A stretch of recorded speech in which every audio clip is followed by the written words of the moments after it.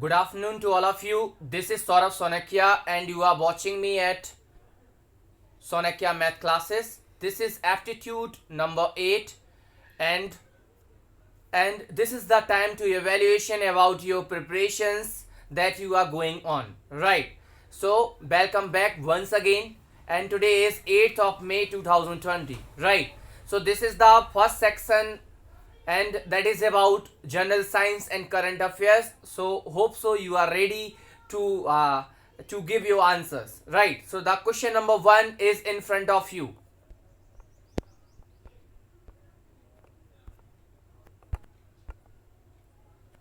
Okay, Indian Navy has launched Operation Samudra Setu to bring back 1000 stranded Indian citizen from which country?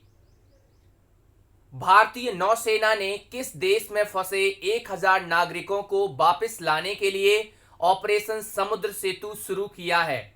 Option number 1 Myanmar, option number B Bangladesh, option number C Sri Lanka and option number D Maldives. तो आपको question बताना है समुद्र सेतु जो Indian government ने launch किया है एक ऑपरेशन, वहां से 1000 ऐसे जो फंसे हुए लोग हैं उनको वापस लाने के लिए ऑपरेशन शुरू किया गया है, वो इंडियन नेवी ने स्टार्ट किया है। आपको बताना है कौन से देश से इस सारे के सारे नागरिकों को लेने के लिए ये हमारा ऑपरेशन समुद्र सेतु स्टार्ट किया गया है। जल्दी से सोचिएगा, केवल 5 सेकंड है आपके पास में।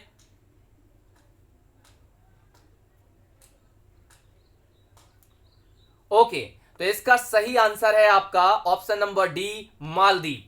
सबसे पहले मैं बताना चाहूंगा कि ऑपरेशन समुद्र सेतु जो इंडियन नेवी ने स्टार्ट किया है उसके तहत 5 मई को हमारे यहां से आपके 3 इंडियन नेवल शिप गए हुए थे। सबसे पहला आपका आईएनएस आपकी बात करें तो पहला गया हुआ है आपका आईएनएस मगध, एक आपका दूसरा गया हुआ है आईएनएस सौसर और एक तीसरा गया हुआ है आईएनएस शार्दुल। याद रखिएगा शार्दुल गया हुआ है यूएई और ये दोनों के दोनों आपके गए हुए हैं कहां पर? मालदीव। और मालदीव के आज ही सुबह की ये आपका कल का बताया गया है कि ये 7 तारीख की सुबह मॉर्निंग 5 बजे के समथिंग ये सुबह मालदीव की जो कैपिटल है माले वहां पर पहुंचा हुआ है आपका आईएनएस स्वदेश और इसके बाद आपका आईएनएस जो मगर है वो भी पहुंचेगा। इसमें 2 चरणों में आपके एक पहले इंडिया की जो कोच्चि में पहुंचेंगे कुछ नागरिक और कुछ आपके तमिलनाडु में पहुंचेंगे। इस तरीके से यहां पर फंसे हुए 1000 लोगों का यहां पर समुद्र सेतु ऑपरेशन के द्वारा घर वापसी का आंदोलन किया जा रहा है। और सबसे बड़ी बात, ये ऑपरेशन इंडियन नेवी का सबसे बड़ा ऑपरेशन माना जा रहा है इस लॉकडाउन पीरियड में। तो देखिएगा इसका सही आंसर कौन सा है? मालदीव। याद रखेंगे ऑपरेशन समुद्र सेतु किसका है? इंडियन नेवी का। और कौन से कंट्री के लिए चलाया जा रहा है? मालदीव के लिए। चलेगा, क्वेश्चन नंबर 2 की तरफ बढ़ते हैं हम लोग। ओके, क्वेश्चन नंबर 2 आपका जनरल साइंस से रिलेटिंग है और क्वेश्चन है आपका what is the capital and currency of Egypt? मिस्र की राजधानी और मुद्रा का क्या नाम है? पहला ऑप्शन है कायरो एंड पाउंड, दूसरा ऑप्शन है Jerusalem and riyal, Cairo and riyal and Beirut and dollar. Okay, तो आपको बताना है मिस्र की इजिप्ट की कैपिटल मतलब राजधानी क्या है और साथ में वहां पे प्रचलित मुद्रा मतलब करेंसी। तो आपको दोनों का नाम बताना है, ऑप्शंस आपके सामने हैं। जल्दी से सोच लीजिए, केवल 5 सेकंड का टाइम आपके पास एक बार फिर से है।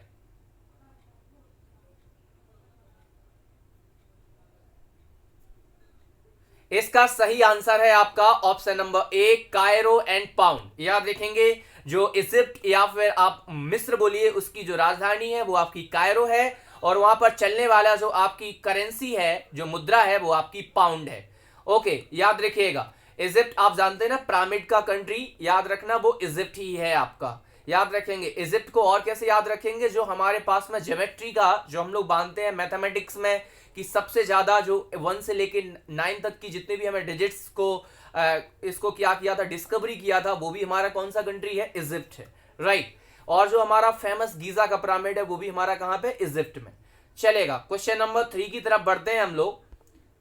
क्वेश्चन नंबर 3 है आपका which gas leakage took place in Visakhapatnam treasury? Visakhapatnam त्रासदी में कौन सी गैस का रिसाव हुआ है?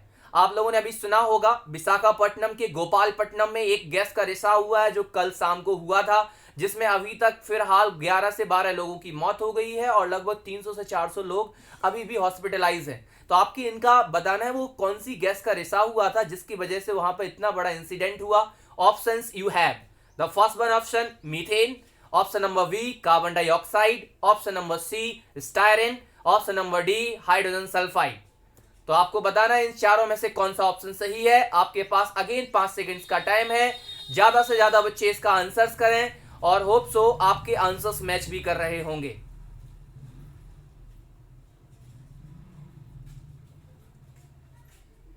ओके, होप सो आपने आंसर्स को सिलेक्ट कर लिया होगा और आपका सही आंसर मैच भी करेगा। इसका ऑप्शन है सी स्टायरिन। तो यहां पर जो आपका विशाखापट्टनम, जो आपका मैंने एक क्वेश्चन अभी कराया था, वो आप विशाखापट्टनम कौन से स्टेट में आता है? सबसे पहले आंध्र प्रदेश स्टेट में आता है। वहां पर एक पॉलीमर, याद रखिएगा एलजी पॉलीमर्स के नाम से एक वहां पे कंपनी थी जिसको लॉकडाउन की वजह से वहां पर बंद किया गया था, लेकिन वो 6 तारीख की रात में स्टार्ट किया गया। उसी दिन 7 तारीख की रात लगभग 1 या 1:30 बजे के समय में वहां से स्टायरिन गैस का उससे रिसाव स्टार्ट हो गया, जिसकी वजह से वहां पर आसपास के 5 गांवों में सबसे ज्यादा इन्फेक्शन हुआ, जिसकी वजह से अभी तक फिलहाल 12 लोगों की मौत हो गई है और लगभग 300 से 400 अभी आदमी आपके हॉस्पिटलाइज हैं। तो याद रखना है वो स्टायरिन आपकी गैस थी जिसका लीकेज हुआ था। और इससे पहले आप लोगों को याद होगा जो भोपाल गैस कांड, जहां पे आप लोगों ने सुना होगा सबसे ज्यादा त्रासदी हुई थी इस तरीके के गैस के केस में, याद रखेंगे हम लोग वहां पर। तो यहां पर आपको सबसे पहली बात एक चीज याद रखनी है, वो विशाखापट्टनम का कौन सा गांव है, वो है जहां पर वो प्रॉपर स्थान, जहां पर एलजी पॉलीमर्स के नाम से वो आपकी कंपनी है, वो है आपका गोपालपट्टनम, याद रखेंगे। और साथ में कौन सी गैस का रिसाव हुआ है? स्टायरिन गैस का रिसाव हुआ है। चलेगा, हम क्वेश्चन नंबर 4 की तरफ बढ़ते हैं और हमारा सेक्शन आता है हिंदी। आपको एवेल्यूएशन करने का अपना हिंदी पोर्शन के लिए। So question number 4 is in front of you. मनवंतरम में संधि है, मनवंतरम में संधि है। ऑप्शन नंबर ए दीर्घ संधि, ऑप्शन नंबर बी गुण संधि, ऑप्शन नंबर सी यण संधि एंड ऑप्शन नंबर डी अयादि संधि। आपको इन 4 ऑप्शंस में से ऑप्शन सही सिलेक्ट करना है। मनवंतरम, जल्दी से बताइए मनवंतरम में कौन सी संधि है? जल्दी से, अगेन 5 सेकंड्स का आपको टाइम दे रहे हैं।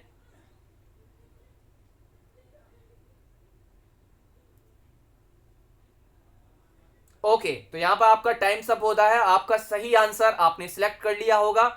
मैं यहां पर आपको सही आंसर बता रहा हूं and hoping so most of the students are giving the right answers and evaluating about your preparations that are going in the right direction, right? So the right answer is, right option is option number C and the answer is यण संधि।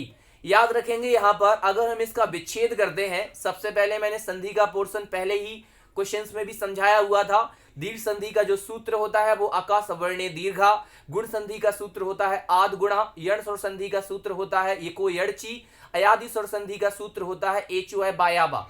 यहां पर आप लोग जानते हैं अगर किसी भी संधि में आधा वर्ण दिखाई देता है, तो मैंने सबसे पहले आपको डिटेक्शन बताया था, कहीं पर भी आधा वर्ण दिखाई दे जाए तो आपको सबसे पहले माइंड लेके जाना है यण स्वर संधि के तरफ ही, और उसके बाद जो जुड़ा हुआ वर्ण है अगर वो या वा रा ला है तो समझ जाइए वो यण संधि ही है। मतलब आधे वर्ण के बाद जो अगला वर्ण आता है वो अगर या रा ला और वा होता है तो समझ जाइए वो आपकी कौन सी संधि है? यण स्वर संधि है।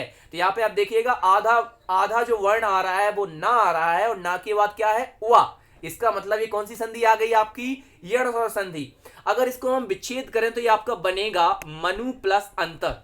और आप जानते हैं यण स्वर संधि का सूत्र जो आपका इको यड़ची होता है, इसका मतलब आपका अगर छोटा ई की मात्रा हो तो या हो जाता है, अगर री की मात्रा हो तो याद रखेंगे हम रा हो जाता है, लिरी की मात्रा हो तो याद रखेंगे हम ला हो जाता है, और छोटा ऊ हो तो याद रखेंगे हम क्या हो जाता है? वा हो जाता है, राइट। तो यहाँ पे देखें ना पर आपका छोटा ऊ आ रहा है और ऊ के बाद कोई भी आपका स्वर आता है तो हम याद रखेंगे ऊ का वा बदल देंगे, ई का या बदल देंगे, री का रा बदल देंगे और लिरी का ला बदल देंगे। इस तरीके से मनवंतर में यहाँ पे कौन सी संधि है आपकी? यण संधि, और इसका सूत्र कौन सा होता है? इको यड़ची।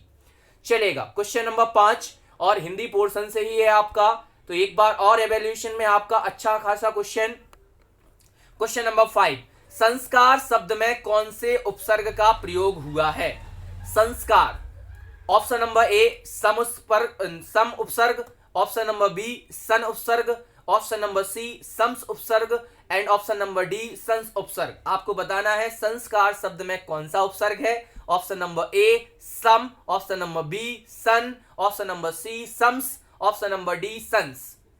जल्दी से 5 सेकंड का आपके पास समय है, आप जल्दी से सोच लीजिए और सही आंसर को चूज कीजिए जल्दी से।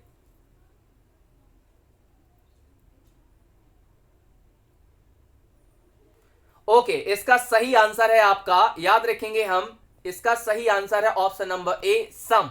याद रखेंगे संस्कार में आप लोगों को सुनने में ऐसा लगता है कि इसमें सन आ रहा है, लेकिन जब हम इसका क्या करते हैं, अगर हम इसका उपसर्ग को सही उपसर्ग को चूज करें तो याद रखना सम होता है। संस्कार का ये आपका उपसर्ग लगा है सम और शब्द है यहां पर कार, इस तरीके से बन जाता है सम प्लस कार अर्थात संस्कार। ओके, चलेगा, हम आप इंग्लिश के पोर्शन पे आते हैं and question number 6 in front of you. Right, one word for one who talks too much. आपको वन वर्ड सब्स्टिट्यूट बताना है, one who talks too much and the options are quite, option number B garrulous, option number C pregnable and option number D illogical. आपको बताना है एक शब्द इन सारे शब्दों के अर्थ में one who talks too much. Options है आपके quite, garrulous, pregnable and illogical. Right, जल्दी से सोचिए, अगेन 5 सेकेंड्स का आपको टाइम मिलने वाला है।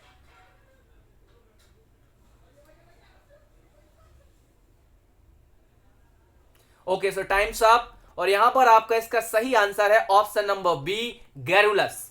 अब याद रखेंगे यहां पर, तो one who talks too much मतलब एक ऐसा व्यक्ति जो बहुत ज्यादा बातें करता है।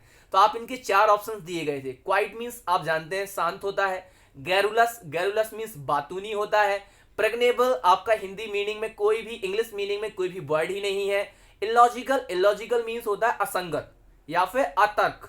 समझ में आ रहा है, मतलब जिसका कोई तर्क ना हो, जब कोई संगति का बात ना हो, मतलब कोई भी लॉजिकल बात ना हो, मतलब उसे हम बोलते हैं असंगत बात, अतर्क बात, कुतर्क बात। समझ में बात आ रहा है, तो यहां पर हमें समझना है। तो यहां पर जो सही मीनिंग मिल रहा है one who talks too much मतलब बहुत ज्यादा बात करने वाला इंसान अर्थात बातूनी, हिंदी में बातूनी और इंग्लिश में क्या बोलेंगे हम, गैरुलस। चलेगा, हम बढ़ते हैं क्वेश्चन नंबर 7 की तरफ। तो क्वेश्चन नंबर 7 भी हमारा इंग्लिश का पोर्शन है, तो आप एक और अच्छे क्वेश्चन को यहां पर आंसर करेंगे, कोशिश करेंगे कि सही आंसर करें। Choose the error in the given sentence. आपको एक सेंटेंस दिया गया है, इसमें एरर फाइंड आउट करना है कि किस पार्ट में आपकी एरर है। And the sentence is neither of 2 letters of credit were useful when he needed it. Right, option number A neither of 2 letters of credit, option number B were useful, option number C when he needed it and option number D no error. आपको बताना है पहले part वाले में आपका error है, दूसरे part वाले में एरर है, तीसरे पार्ट में एरर है, या फिर इस सेंटेंस में कोई भी एरर नहीं है। ऐसा भी हो सकता है शायद कोई एरर ना हो, तो आप ऑप्शन नंबर डी को चूज करें। जल्दी से सोच लीजिए, केवल और केवल आपके पास में 5 सेकेंड्स का टाइम में देने वाला हूं इस क्वेश्चन को भी।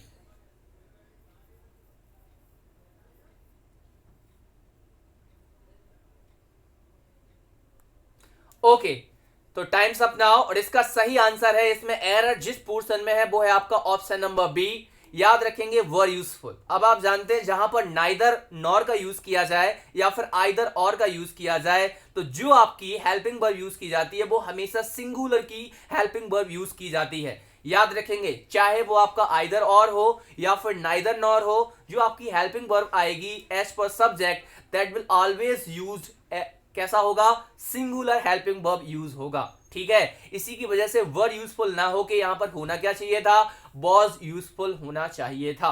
ठीक है, चलेगा, अब हम बढ़ते हैं आज के आपका जो लास्ट सेशन है आपका, बात करते हैं अर्थमेटिक मतलब मैथमेटिक्स पोर्शन की बात। एंड न्यूमेरिकल नंबर या क्वेश्चन नंबर 8 आपके सामने है, कोशिश करिएगा ज्यादा से ज्यादा लोग सही आंसर करें।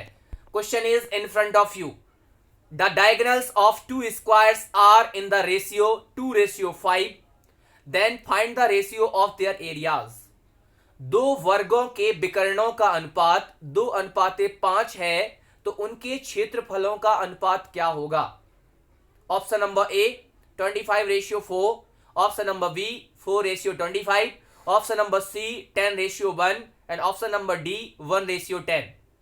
एक बार क्वेश्चन को मैं दोबारा से रिपीट कर रहा हूं, the diagonals of two squares are in the ratio 2:5, then what is the ratio of their areas.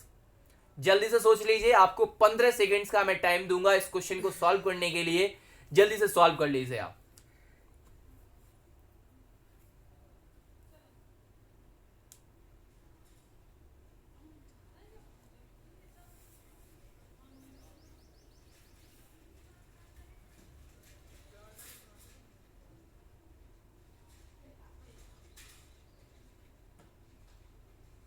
और times up now. Hope so आपने सही आंसर को सिलेक्ट कर लिया होगा, और यहां पर अगेन सही आंसर है option number B, that means 4:25। अब आप देखेंगे इसको करना कैसे सॉल्व है, उसको मैं आपको बताता हूं। यहां पर आप लोग क्लियरली यहां तरीके से देखेंगे तो मैं यहां पे समझाने वाला हूं। तो आपको दिए गए हैं, अगर आप दो स्क्वायर्स की बात करें तो जो डायगोनल्स होते हैं, अगर मैं बात करूं तो आपको दोनों का रेशियो कितना दे रखा है, 2:5, राइट। तो आप यहां पे बात करें D1 और D2, राइट। तो यहां पर याद रखना है, जो D1 मतलब डायगोनल ऑफ अ स्क्वायर, मतलब वर्ग का विकर्ण का जो फॉर्मूला होता है वो क्या होता है, याद रखेंगे हम, √2 इंटू साइड, साइड √2 होता है। याद रखेंगे डायगोनल का फॉर्मूला, डायगोनल 2 का भी हो जाएगा √2 इंटू साइड। ओके, ये हमारे पास में पता चल गया। तो अगर हम एरिया की बात करें तो यहां पर आपको पता है area of 1 ratio area of 2 करें तो आपका कितना आएगा बोलिएगा। जो आपका डायगोनल 1 है अपॉन डायगोनल 2 है, उसका रेशियो का स्क्वायर हम कर सकते हैं कि नहीं कर सकते हैं। अगर यहां से साइड से आप स्क्वायर डायगोनल के केस में वैल्यू निकाल लें तो क्या होगा, D1 अपॉन √2, ये साइड 1 आ जाएगी, और जो साइड 2 की वैल्यू आएगी वो कितनी आएगी बोलो, D2 अपॉन √2, राइट। यहां से हमारी दो वैल्यूज आ गई। तो आप यहां पर जो साइड 1 और साइड 2 का रेशियो रखना था, यहां पर अगर मैं यहां पे दिखाऊं आपको तो A1 अपॉन A2 क्या होगा, साइड 1 अपॉन साइड 2 का होल स्क्वायर। क्योंकि क्या होता है, एरिया ऑफ स्क्वायर, वर्ग का क्षेत्रफल क्या होता है, भुजा का स्क्वायर, मतलब साइड 1 स्क्वायर साइड 2 स्क्वायर। तो साइड 1 अपॉन साइड 2 का होल स्क्वायर, साइड 1 की वैल्यू रखिएगा D1 अपॉन √2, अपॉन क्या रखना पड़ेगा, D2 अपॉन √2 का होल स्क्वायर, राइट।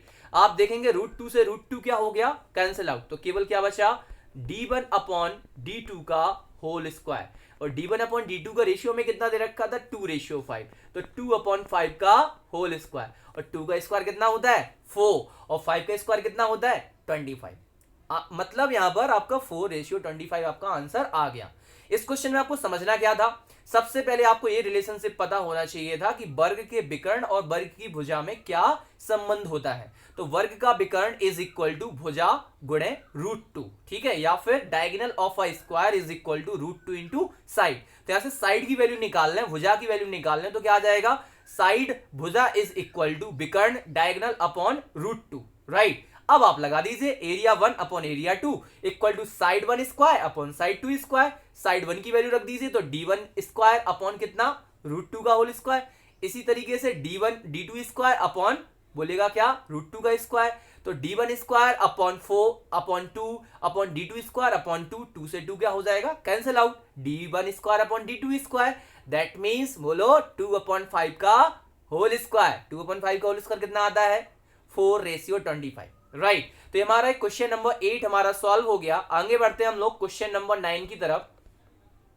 और क्वेश्चन नंबर 9 आपका एक और अच्छा क्वेश्चन समझिएगा, the last day of the century can not be. बहुत अच्छा क्वेश्चन मैथमेटिक्स का, कैलेंडर से। आपका सेंचुरी का, आपका शताब्दी का अंतिम दिन नहीं हो सकता, किसी भी शताब्दी का। बताना है ऑप्शन नंबर ए मंडे सोमवार, ऑप्शन नंबर बी वेडनेसडे बुधवार, ऑप्शन नंबर सी फ्राइडे शुक्रवार, and option number D Tuesday मंगलवार। जल्दी से बताइएगा, सेंचुरी का लास्ट डे इनमें से कौन सा डे नहीं हो सकता, या शताब्दी का अंतिम दिन नहीं हो सकता।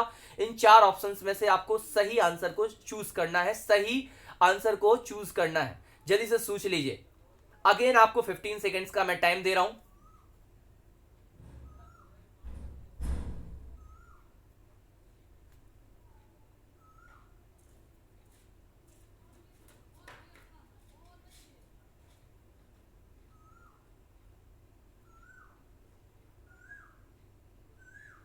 ओके, इसका सही आंसर सबसे पहले आप सुन लीजिए। तो इसका सही आंसर है आपका सबसे पहले मैं बताऊं तो सही आंसर इसका क्या है, इसका सही आंसर है ट्यूसडे, मतलब मंगलवार। अब आपको समझना है, तो इसमें बहुत ही सिंपल तरीका है जो मैं आपको यहाँ पे बता दूंगा, आज से बस उसी को याद रखना है।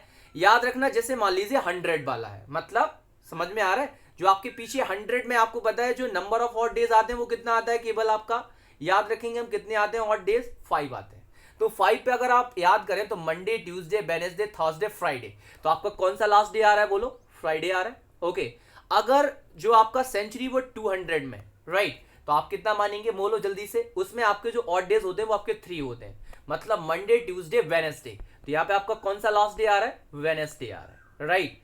और यहाँ पे मैं बात करूं तो आपका जब यहाँ पे क्या आ रहा है, 200 के बाद 300, तो यहाँ पे याद रखेंगे केवल आपका जो ऑड डेज आता है वो कितना आता है आपका 1 का मतलब आपका कौन सा डे होगा, आपका मंडे होगा।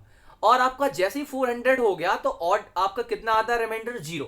जब रिमाइंडर 0 आ रहा तो कोई भी आपका लास्ट डे हम नहीं निकाल सकते। और अगेन यही सीरीज आपकी चलती रहती है, क्योंकि फोर्थ वाला आपका कौन सा होता है पता है ना, हर चौथा साल क्या हो जाता है, लीप ईयर। और फिर अगेन क्या हो जाएगा बोलिएगा, 100, 200, 300, 400, मतलब 100 में 5 ऑड डेज होते हैं, 200 वाले में कितने ऑड डेज होते हैं, 3 ऑड डेज होते हैं, 300 वाले में 1 ऑड डे होता है, और जो 400 वाली सीरीज होती है उसमें क्या होता है बोलिएगा, केवल और केवल कोई भी ऑड डे नहीं होता। इसका मतलब आपका जो ऑड डेज आने वाले हैं, मतलब लास्ट डे आने वाला है, वो केवल 3 दिन ही हो सकते हैं किसी भी सेंचुरी में। या तो वो फ्राइडे हो सकता है, या फिर वेडनेसडे हो सकता है, या फिर मंडे हो सकता है। इसका मतलब ना कभी संडे होगा, ना कभी ट्यूसडे होगा, ना कभी थर्सडे होगा, और ना ही कभी सैटरडे होगा। ये 4 दिन कभी भी किसी भी सेंचुरी का लास्ट डे नहीं हो सकते। लेकिन इनमें से चारों में से आपको ऑप्शंस कौन सा दिया गया था, Tuesday, that is by right answer is Tuesday. चलेगा आगे क्वेश्चन, लास्ट क्वेश्चन है आपका आज का मैथमेटिक्स का, और होप सो आप सभी लोग ज्यादा से ज्यादा इसका सही आंसर को चूज करेंगे। And question is in front of you, find the circumference of a circular disc whose area is 100 pi square centimetre. वृत्ताकार चकती की परिधि ज्ञात कीजिए जिसका क्षेत्रफल 100 पाई वर्ग सेंटीमीटर है।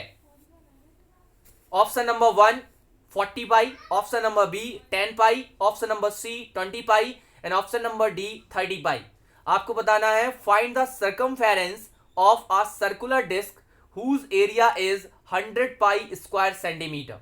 जल्दी से सोच लीजिए, अगेन आपको मैं 15 सेकेंड्स का टाइम दे रहा हूं।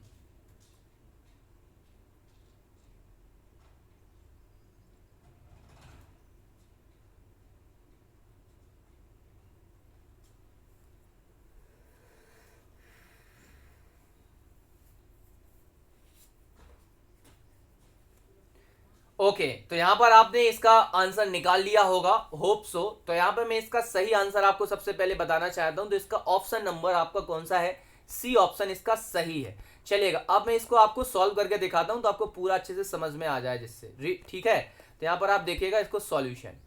ओके, तो इसमें आपको क्या दे रखा है, इसका एरिया दे रखा है 100 पाई सेंटीमीटर स्क्वायर। तो इसका एरिया ऑफ अगर मैं बात करूं तो सर्कुलर डिस्क है, तो एरिया लगेगा सर्किल का, क्या होता है बोलो, pi r square is equal to 100 pi.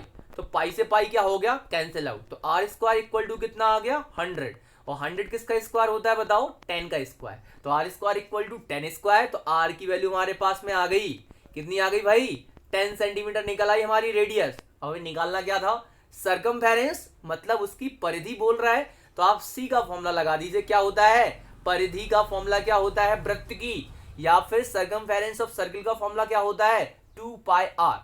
तो यहां पर आप रख दीजिए 2 इंटू पाई, क्योंकि पाई में ही आंसर आ रहा है, और आर की वैल्यू है आपकी 10, तो 10 टू जा कितना आ जाएगा 20 पाई centimetre. This is your final answer, right. तो याद रखना है, कभी कभी आपको सर्कमफेरेंस से आपको एरिया का पूछेगा, और कभी एरिया से सर्कमफेरेंस। आपको यहां पर जरूरत क्या है, area of circle pi r square, and area of क्या बोलेगा जल्दी से, सॉरी सर्कमफेरेंस ऑफ सर्किल क्या होता है 2 पाई आर।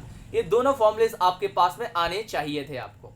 ओके, तो होप सो आपका आज के एप्टीट्यूड टेस्ट में ज्यादा से ज्यादा बच्चों ने सारे के सारे सही आंसर्स किए होंगे, and most of the students learn the from the some of the questions, may be from the different sections, either from the general science section, from the Hindi sections, or English sections, or the mathematics section. So please Watch and share my videos as you can to support my journey, and my humble request to subscribe my YouTube channel Sonakya Math Classes, and also tell others students and also to other friends and relatives to subscribe my channel Sonakya Math Classes. Thank you.